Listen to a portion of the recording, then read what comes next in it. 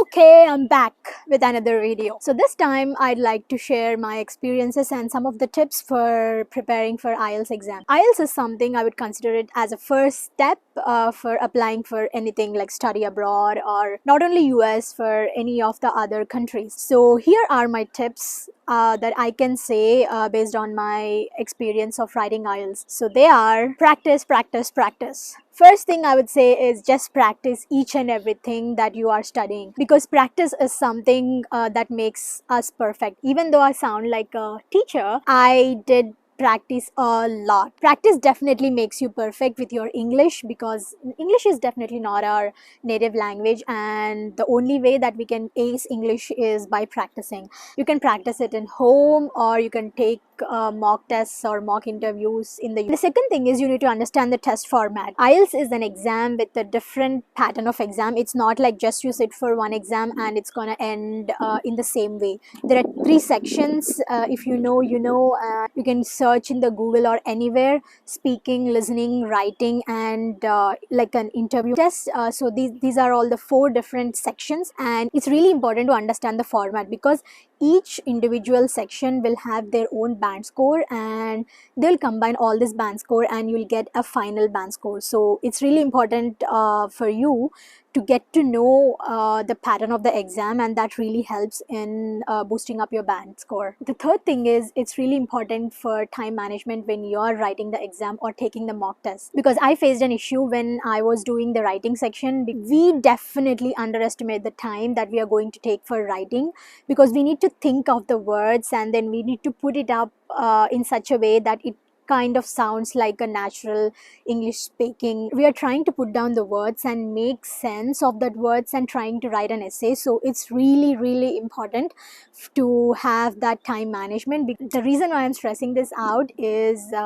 I was always under time. Time management is something which is really important for the writing part of the exam. Listening is something you just listen and write, so time doesn't count that much in there. But writing and speaking, these are the two important things where you need to give time a consideration. This is the most important of all these tips, I would say, is don't imitate the native speakers.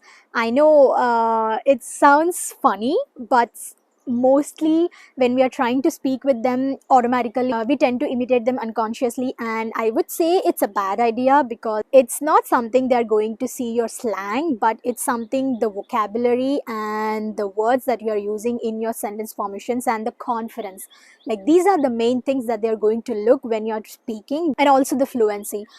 But I think the slang and all, I don't think they'll give much importance to it, so don't try to imitate that. And next thing is immerse yourself in English. When you're trying to talk with your friends, or when you're talking with your some colleagues or someone, try to imbibe and talk in English, so that you would know when you're communicating, you would know where you're standing in your English communication, and that definitely helps with your IELTS exam. Because all of a sudden, if you just go and talk, you would feel that kind of pain in getting the words out of your mouth. That's kind of like a practice that you would say, and that help you out in your speaking exam. Practice vocabulary. I know there are so many words out there in dictionary, and knowing to memorize them and mainly using them in a sentence is a very difficult task, and even now I face that issue. But just practice like kind of like a 10 to 20 different words and try to incorporate them into your sentences, and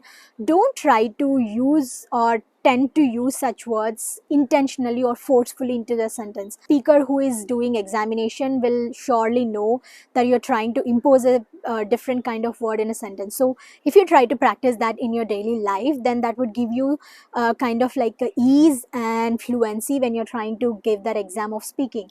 So these are all the things that I have done in my when I have done my IELTS exam. So I thought I would share with you, and if you're trying to take these exams, follow these tips, and maybe there are some other tips, but these are the main things that I faced an issue, and this is all about my preparation and some of the tips I would share in this platform. So if you like this video, subscribe to my channel, and see you all in the next video. Until then, Shravya signing off. Bye.